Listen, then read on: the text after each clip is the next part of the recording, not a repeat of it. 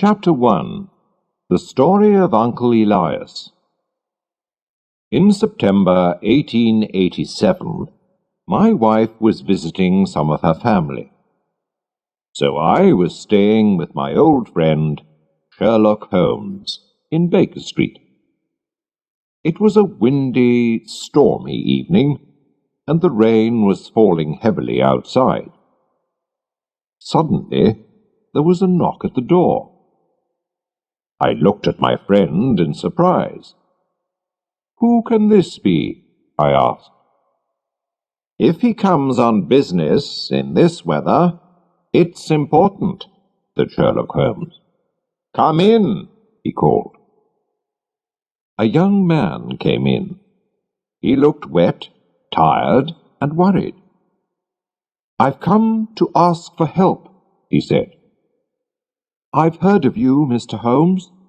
People say you know everything. I don't know what to do." "Well, sit down," said Holmes, "and tell me about yourself." The young man sat down and put his wet feet near the fire. "My name is John Openshaw. My father, Joseph, had a brother, my uncle Elias, who went to live in America when he was young. He made a lot of money there. He didn't like the black Americans, so during the Civil War he fought against the men from the North and with those from the South. But when the South lost the war and there was equality for black people, Uncle Elias left America. So in 1869 he came back to England and went to live in a large house in the country. He was a strange, unhappy man. He did not want any friends, John Openshaw went on, and he often drank a lot. But he liked me, and when I was 12, I moved to Uncle Elias's house. He was very kind to me. I could go anywhere in the house. But there was one small room at the top of the house which was always locked. Nobody could go into this room. One day, Uncle Elias got a letter from Pondicherry in India. "I don't know anyone in Pondicherry," he said. But when he opened the envelope, 5 little orange pips fell onto his plate. I began to laugh, but stopped when I saw my uncle's white face. "K, K, K," he cried. "Oh, my God, they found me." "What do you mean, Uncle?" I asked. "Death," he cried, and ran upstairs. I looked at the envelope, which had 3 Ks on the back. There was no letter. Who sent it? And why was my uncle so afraid? Uncle Elias went immediately to the secret room and took out a box which also had 3 Ks on it. He burnt all the papers in the box and said to me, "John, I know that I'm going to die soon. My brother, your father, will have all my money and my house after my death, and you will have it all when he dies. I hope you can enjoy it, but if not, give it to your worst enemy. I'm afraid that my money brings death with it." I didn't understand what he meant, and nothing happened for a few weeks, so I did not feel so worried. But my uncle was very afraid. He stayed in his room most of the time and drank more than before. He always locked all the doors carefully. Then one night he drank very heavily and ran wildly out of the house. In the morning we found him dead in a river. The police said he killed himself, but I knew he was afraid to die, so I didn't think that was true." Holmes stopped the young man for a minute. "Tell me," he said, "when did your uncle get the letter from India? And when did he die?" "The letter arrived on the 10th of March, 1883, and he died 7 weeks later," answered John Openshaw. "Thank you. Please go on," said Holmes. "After my uncle's death, my father moved into the house. Of course, I asked him to look carefully at the locked room, but we didn't find anything important." Chapter 2. More Pips. "Everything went well until a year later," said John Openshaw. "But one morning my father opened a letter to find 5 orange pips inside it." "What does this mean, John?" he asked. His face was white. "Look," I said.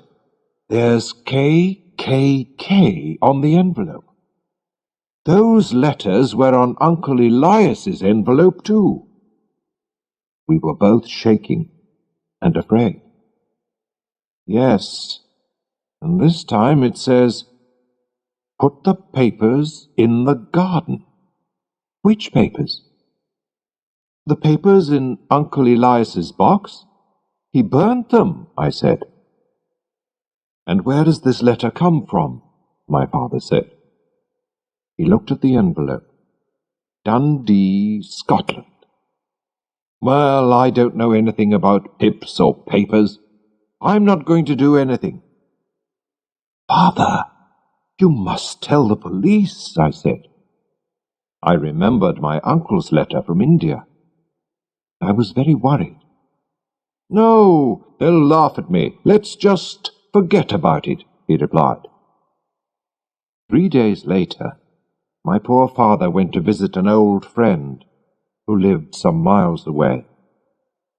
But he never came back. The police said that he was walking home in the dark when he fell down a hill. He was badly hurt, and he died soon after.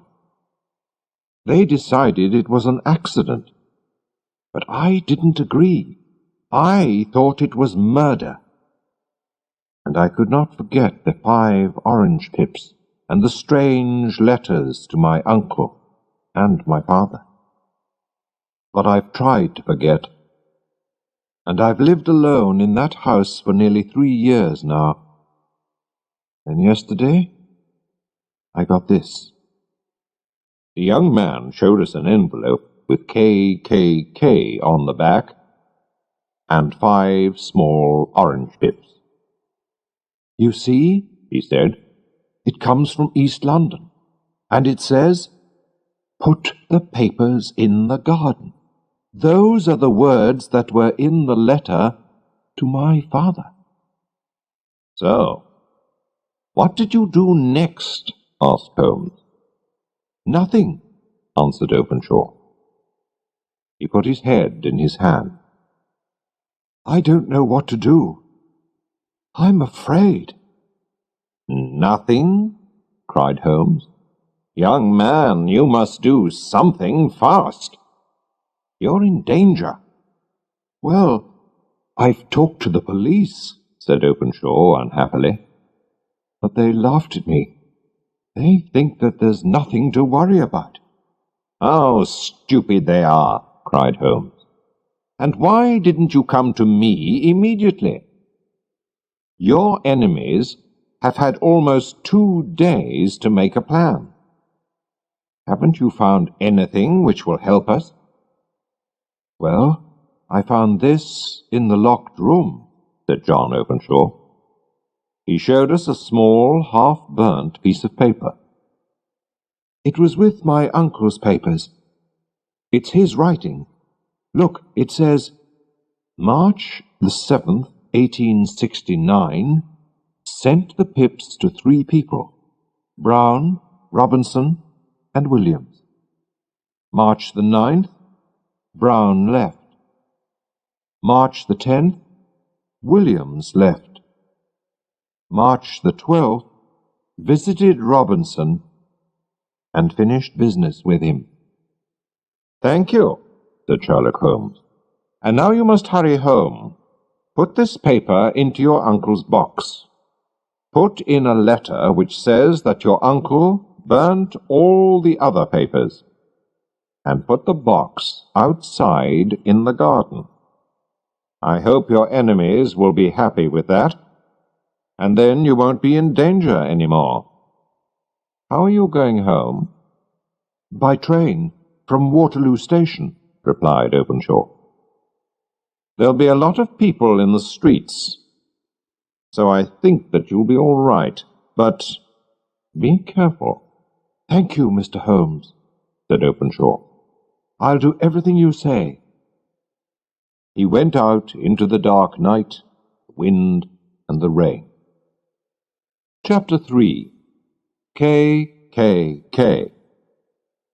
Sherlock Holmes sat silently and watched the fire.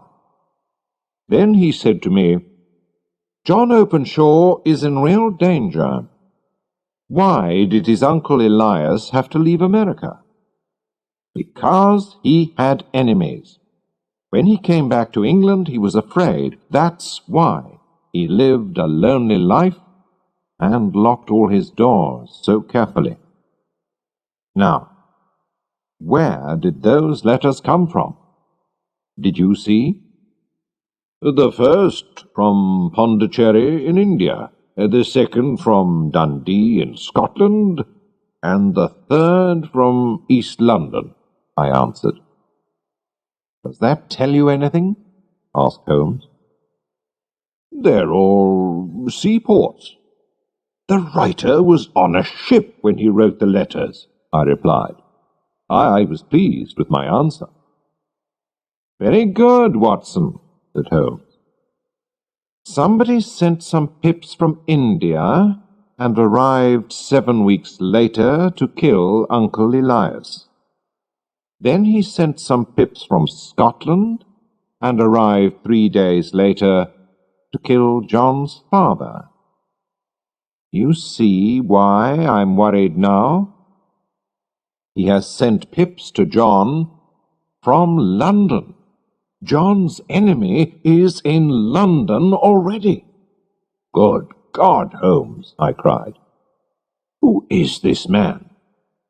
"More than one man, I think.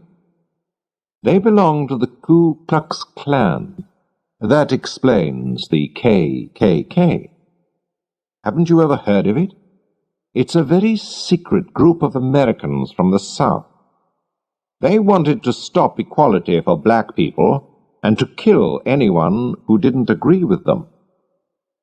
The police couldn't stop them, but in 1869, Uncle Elias, who belonged to this secret group, suddenly left America with all their papers, and so the group could not go on.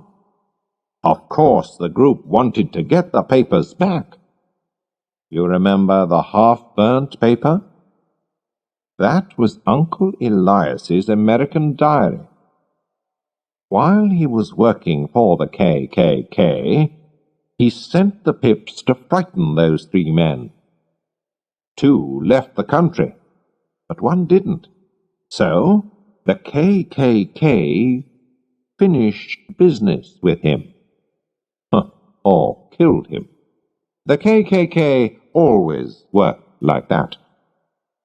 "Well, I hope they won't kill young Openshaw," I said. Chapter 4. The Last Deaths.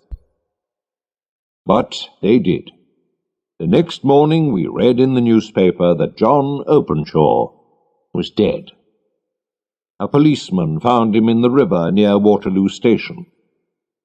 The police said it was an accident, but Holmes was very angry about it. "He came to me for help, and those men murdered him. I'm going to find them if it's the last thing I do," he said to me. and he hurried out of the house. In the evening, when he came back to Baker Street, he was tired, but pleased. "Watson," he said, "I know the names of Openshaw's enemies, and now I'm going to send them a surprise. This will frighten them." He took 5 pips from an orange and put them in an envelope. On it he wrote, "S.H. for J.C. I'm sending the pips not from the KKK, but from me, Sherlock Holmes, to Captain James Cahoon. His ship is called the Star. He and his men are sailing back to Georgia, USA, now." "How did you find him, Holmes?" I asked. "Ship's papers," he said. "I've looked at hundreds of them today. Only one ship, the Star, was in the 3 ports at the right times, and this morning the Star left London to sail back to Georgia.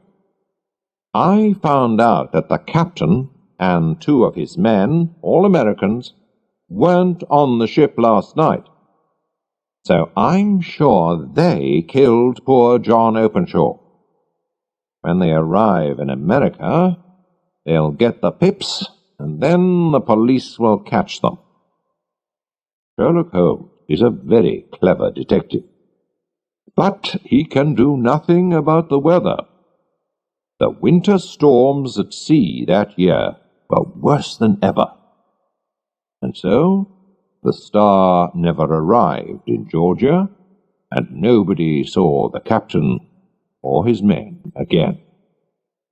The murderers of John Openshaw did not get the pips, but in the end, death came to them.